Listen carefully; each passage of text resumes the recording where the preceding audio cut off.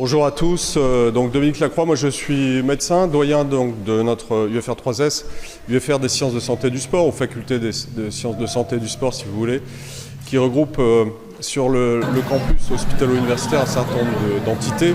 Donc ici vous êtes dans le pôle formation où on héberge les formations de médecine principalement, mais pas que, puisqu'on a également des formations paramédicales d'orthophonie, d'orthopsie, d'audioprothèse, d'infirmiers de pratique avancée, et puis un bâtiment qui est tout à fait à côté d'ingénierie de la santé, l'ILIS. Un peu plus loin, vous avez la faculté de pharmacie qui prépare au diplôme de pharmacien, mais pas que non plus, puisque nous avons aussi un contingent très important de préparateurs en pharmacie qui apprennent dans ces locaux. Et encore un peu plus loin, à l'autre station de métro, à l'entrée du campus, la faculté d'odontologie, que vous avez déjà certainement visuellement repérée. Ensuite, sur le campus des sports, nous avons à Ronchin, nous avons notre STAPS qui prépare à de multiples diplômes, et y compris un certain nombre de licences accès santé qui permettent d'intégrer les différentes filières pour lesquelles nous sommes réunis ce matin. Donc vous êtes principalement ici à une conférence qui doit parler de ce que nous, dans notre jargon, on appelle le MOPK, c'est-à-dire MMOPK, même si je vais un petit peu déborder dans mes propos, donc c'est-à-dire les filières de maïeutique, donc les sages-femmes, de médecine, d'odontologie, de pharmacie et de kiné. Sachant que nous avons un partenariat avec les écoles de kinésithérapie et l'école de sages-femmes, puis vous aurez des présentations par les différentes personnes qui pilotent ces structures un peu plus tard. Donc moi, c'est l'occasion de vous interpeller, vous les plus jeunes, qui êtes venus accompagner de vos proches, de vos parents bien souvent, sur le pourquoi et qu'est-ce que vous êtes venus chercher ce matin ici. Ou pour ceux qui nous écoutent en retransmission, qu'est-ce que vous attendez exactement de cette matinée? Moi, ce que je voudrais vous dire, alors évidemment, Parcoursup est ouvert, donc vous allez certainement chercher déjà comment dirais-je, à obtenir les vœux souhaités sur Parcoursup. C'est une ambition tout à fait louable, et moi j'ai été parent et je suis passé par là, donc je sais très bien ce qui nous agite à ce moment-là, nous les parents, dans notre tête, lorsqu'on qu'on arrive à la deuxième partie de la terminale. Réussir finalement son coup, c'est quoi? C'est intégrer Parcoursup comme il faut, c'est de se retrouver là où on veut, et ensuite c'est de réussir, soit passe, soit LAS pour intégrer une deuxième année de santé. Eh bien, je pense qu'il faut voir plus loin que ça. Hein, voilà. Donc je crois qu'il faut voir au-delà. Alors nous avons effectivement, bien sûr, une massification de nos formations. Nous avons augmenté très nettement de plus de 20% le nombre de places offertes en deuxième année de santé sur les réformes que vous connaissez et qui ont été largement commentées dans la presse par aussi les parlementaires. Mais ce flux donc reste énorme, et ce qui fait que la sélection reste encore extrêmement active. Donc ce sont des filières qui sont très sélectives, et ces filières sélectives, pour vous donner une idée, on a plus de 10 000 vœux annuels sur Parcoursup pour intégrer finalement à peu près 3 000 personnes, à peu près 1600 et un peu plus en passe, et plus de 1000 en LAS. Donc comment dirais-je, déjà un processus de sélection qui fait appel à des chiffres qui sont un peu vertigineux. La deuxième chose qu'il faut se poser comme question, c'est finalement quelles aptitudes il faut avoir pour réussir à intégrer Parcoursup. Ça va vous être détaillé dans les topos suivants. Pour réussir en PASS-LAS, ça va également vous être détaillé ensuite. Mais finalement, qu'est-ce qu'il faut pour aller au-delà et pour réussir? Donc les questions qui se posent, c'est évidemment la difficulté des études, et j'insiste sur le fait qu'il faut se poser la question de suis-je réellement fait pour faire des études très longues et qui vont être très exigeantes, hein, c'est quand même la question que vous, les lycéens, vous devez vous poser. Ensuite, il y a aussi en filigrane toujours, est-ce que j'ai les moyens, et dans tous les sens du terme, d'y arriver, et je pense aux moyens financiers. Donc là, c'est aussi pour moi l'occasion de vous dire que nous avons, avec fierté, plus de 40% de boursiers sur la première année, hein, 39 en PASS et 44% en LAS. Donc oui, c'est possible, bien sûr que c'est possible. Donc ne vous fermez pas des portes au motif que vous seriez boursier et que vous n'y arriveriez pas. Vous êtes très nombreux à y parvenir, et fort heureusement d'ailleurs. Et encore une fois, ça fait notre fierté. Donc Ce point-là, oui, mérite d'être souligné. Et je pense que vous avez aussi des stands du Crous qui pourront également vous donner quelques indices pour les problèmes pratico-pratiques de logement ou d'alimentation qui se posent quand on devient étudiant. La motivation, c'est un mot qui vient très souvent dans la bouche des étudiants, mais souvent c'est mal défini, c'est-à-dire que la motivation, c'est la persistance dans l'action. Et la persistance dans l'action, ça veut dire s'accrocher à ses études et fournir une quantité de travail considérable. Donc, vous, les lycéens qui êtes là, posez-vous la question, est-ce que j'ai les capacités de travail? Est-ce que je suis capable de travailler plusieurs heures par jour, en plus des cours, pour ingurgiter tout ce que je vais devoir ingurgiter? Et ensuite, est-ce que je suis prêt à exercer un métier qui sera très prenant en termes de volume horaire? Ça, ce sont des questions qui sont rarement posées et qu'il faut que vous... Je pense que cette visite aujourd'hui doit être un déclencheur pour vous poser la question, est-ce que je suis fait pour me lancer dans les professions de santé?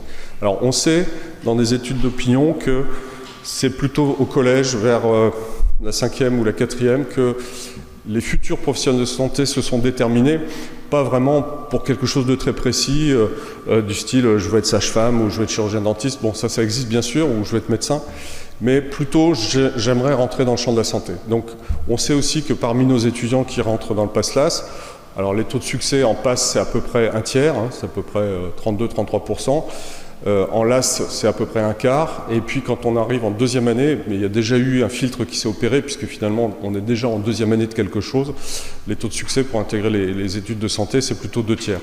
Donc la question c'est, est-ce que effectivement, une fois que je suis là-dedans, est-ce que j'ai les capacités à continuer à travailler et à m'engager durablement pour continuer à bosser, dans la mesure où un professionnel de santé, c'est un étudiant à vie. C'est un étudiant à vie parce que, vous voyez bien, les progrès sont incessants et sans arrêt la presse s'en fait écho. Et donc finalement, un professionnel de santé doit accepter de se remettre en question et on considère même qu'au bout de 5 ans, à peu près la moitié des connaissances théoriques, elles sont obsolètes. Donc finalement, rentrer dans les études de santé, c'est rentrer dans un cursus qui va durer jusqu'à la retraite, très loin, et de remise en question et d'apprentissage, et de se mettre au service des autres. Donc ça, j'y reviendrai, parce que c'est aussi un point qui est rarement évoqué. Donc en fait, réfléchissez, vous les lycéens, à toute la palette qui s'offre à vous et qui est ici disponible, puisque vous avez non seulement les filières qui sont raccrochées à PASS-LAS, donc médecine maïeutique, odonto, pharmakiné, mais vous en avez d'autres qui sont aussi présentes pendant ces journées de portes ouvertes, donc notamment l'orthophonie, l'audioprothèse, les préparateurs en pharmacie, je ne vais pas les répéter, je les ai déjà énoncés. Posez-vous cette question, et puis nous avons aussi les institutions infirmiers qui sont, on le sait, pour un certain nombre d'étudiants qui ne vont pas intégrer une deuxième année de santé, souvent un plan B de réorientation. Et aussi, là aussi, les métiers d'infirmiers sont en complète évolution, puisque au-delà des 3 années qui permettent d'obtenir le diplôme, nous avons des écoles de spécialisation, infirmiers d'aide anesthésiste, infirmiers de bloc opératoire, infirmiers de pratique avancée, cadre infirmier, donc il y a énormément de possibilités de continuer par un master et vers des formations spécialisées professionnalisantes. Donc, la longueur des études, si je reviens aux études de santé qui sont offertes par PASS-LAS, la longueur des études, oui, prenez-la bien en compte, réfléchissez. Le mythe de la première année doit complètement disparaître, c'est-à-dire l'idée qu'une fois qu'on a travaillé une première année, après, sauf si on assassine le président de la République, on a des chances d'aller au bout. Non, c'est que le début de quelque chose. Les affaires vont commencer très vite à se durcir, peut-être pas la deuxième année, parce que la deuxième année de santé, en général, on laisse un peu les étudiants souffler, mais dès la 3e année, les affaires reprennent et il faut travailler. Et la plupart de ces formations se terminent, et c'est tout particulièrement obligatoire pour la médecine, par un concours de sortie qui permet d'orienter vers l'internat et qu'il faut préparer. Et donc il y a aussi une énorme charge mentale et une énorme charge de travail. Donc ça, il faut que vous soyez conscient, si vous aventurez là-dedans, que c'est pas parce que vous aurez franchi la première année que l'affaire sera entendue. Alors, les métiers sont en révolution et souvent vous arrivez dans ces études avec des représentations qui sont erronées ou qui sont datées ou qui sont transmises par votre entourage parental. Bon, et vos parents, s'ils ont fait des études, c'était déjà il y a un petit moment. Et franchement, par rapport à ce que moi j'ai connu, les études que connaissent les étudiants, ça n'a plus rien à voir. Et l'exercice professionnel aussi est bouleversé par essentiellement une énorme révolution qui est ce truc-là. Ça, Le savoir, il est là-dedans. Donc en fait, qu'est-ce que c'est que la performance? C'est d'aller réussir à naviguer dans des bases de données qui sont maintenant gigantesques. Vous savez aussi que l'intelligence artificielle fait éruption dans plein de domaines et que là aussi en santé, par exemple l'interprétation des mammographies, c'est automatisé par des algorithmes d'intelligence artificielle, etc., etc. Donc il y a énormément de choses qui sont bouleversées par la révolution numérique. Donc c'est pas tellement d'emmagasiner de l'information qui compte. Hein. C'est pas avant on disait si tu sais apprendre le bottin, tu peux être médecin. Bon non, c'est plus ça. Hein. Donc franchement, c'est d'aller chercher l'information au bon endroit. C'est ça l'apprentissage, et d'aller trier l'information et d'avoir un raisonnement en fonction de l'information qui soit sain et qui permette à aboutir à des prises en charge coordonnées des patients.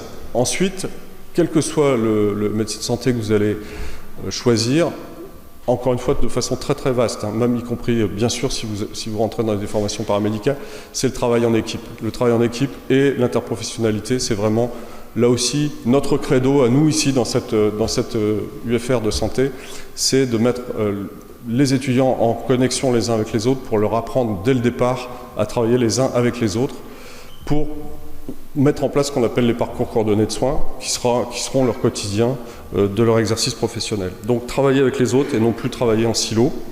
Hein, le professionnel tout seul dans son coin, ça n'existe plus. Prenez aussi bien la mesure des attentes de la société. En France, n'oubliez pas que les études sont gratuites. Si vous étiez dans une université américaine, vous devriez cracher 50 000 $ par an pour vous inscrire dans une faculté de santé. Donc au bout de 10 ans, ça peut faire déjà une belle petite somme. Et puis aussi, n'oubliez pas que finalement, les soins sont pris en charge par la solidarité publique, par la Sécu, par les mutuelles, ce qui revient un petit peu au même. Et donc, il y a de grosses attentes du public sur votre exercice professionnel futur. Et donc, considérez bien que si vous rentrez dans les professions de santé pour faire de l'argent, vous êtes trompé et qu'il vaut mieux à ce moment-là faire des écoles de commerce, devenez trader, aller travailler en bourse, rentrer dans le monde de la finance, là vous gagnerez beaucoup de sous. Mais ne vous imaginez pas qu'il faut aller dans les métiers de santé si vous voulez ramasser beaucoup d'argent. C'est pas du tout une bonne motivation. C'est pas une bonne motivation, et puis les temps changeront parce qu'actuellement on sait que le système de santé rencontre des difficultés. Et puis aussi que vous ne pouvez pas être professionnel de santé de 8h à midi et de 2h à 5h. Ça, c'est pas possible. Vous devrez vous préparer à travailler de nuit et on va vous y habituer dès le départ. Vous allez devoir travailler les week-ends, vous allez travailler à des horaires décalés par rapport au reste de la population. Et si vous n'êtes pas prêt à faire ça, alors passez votre chemin et faites autre chose. Parce que c'est pas du tout possible. On peut pas imaginer que les métiers de santé soient des petits boulots pépères. C'est pas possible. Hein. Donc, si vous avez ces idées-là en tête, revisitez-les rapidement. Donc, le numérique, l'interprofessionnalité, les horaires, les exigences et les attentes de la société. Et enfin, le dernier point, ce sont des métiers qui sont à très forte connotation scientifique. Donc, si vous avez un mauvais niveau en sciences, vous n'y arriverez pas. Pour terminer, un point qu'on évoque rarement, mais il faut que vous y pensiez, parce que nous, on voit des choses assez dramatiques pendant les cursus, notamment les cursus de médecine. Ce sont des étudiants qui n'ont pas réfléchi parce qu'ils n'ont pas développé une culture générale. Et vous avez encore le temps, vous êtes en terminale, pour la plupart d'entre vous, peut-être en première, j'en sais rien. Mais développez votre culture générale. Il y a des grands auteurs qui ont écrit sur la maladie et la mort. Apprivoiser déjà tous ces concepts-là, parce qu'on voit des étudiants qui arrivent en 3e, en 4e année et qui se retrouvent confrontés à quoi? À la faiblesse physique, pas du tout à la mode la faiblesse physique, hein. Il faut être winner maintenant dans le monde contemporain, hein. Puis il faut être beau, il faut être intelligent, il faut réussir. Bon, mais sauf qu'il y a des gens qui sont faibles, qui sont malades et qui n'y arrivent pas, et ça sera votre quotidien en tant que professionnel de santé. Et donc, apprivoiser la souffrance de l'autre, c'est quand même parfois très compliqué parce que ça peut renvoyer sa propre souffrance à du vécu personnel. Et puis, ultimement, la mort d'un enfant pendant une démarche de soins, c'est des choses auxquelles vous serez confrontés assez vite. Alors, ne vous imaginez pas que ça va arriver dans 20 ans. C'est dès la 3e ou la 4e année en santé, vous allez vous retrouver dans des stages où vous allez être confronté à la vraie vie. Et là, c'est là qu'on voit des étudiants qui se détricotent complètement parce qu'ils n'ont jamais réfléchi à ça, ni à la maladie, ni à la mort, qui est complètement gommé de notre société. Hein. Donc, voilà. Donc, bien souvent, pour un étudiant en santé, la première fois qu'il est confronté à à quelqu'un, un concitoyen décédé, c'est sa première expérience, hein, puisque on ne montre plus en général les défunts aux enfants dans les familles. Voilà, donc c'était pas comme ça il y a 100 ans. Donc réfléchissez à ça, parce que ça vous renvoie à la relation autrui, ça vous amène à faire une introspection. Cette introspection, c'est pas quand vous serez en première année de santé que vous allez la faire. Donc c'est peut-être le bon moment, là, d'ici les vacances, d'y réfléchir. Et donc ça renvoie au facteur humain de ces professions. Et finalement, le facteur humain de nos professions, c'est ce qui en fait tout l'intérêt. Parce que ce sont des professions particulières. Il n'y a pas énormément de métiers, à part les métiers de santé, où on confie sa vie à quelqu'un d'autre. Peut-être quand on monte dans un avion, quand on monte dans un TGV ou dans un autocar pour un long trajet, pour aller très loin, d'accord. Mais il n'y a pas énormément de métiers où on confie sa vie à autrui. Donc réfléchissez-y.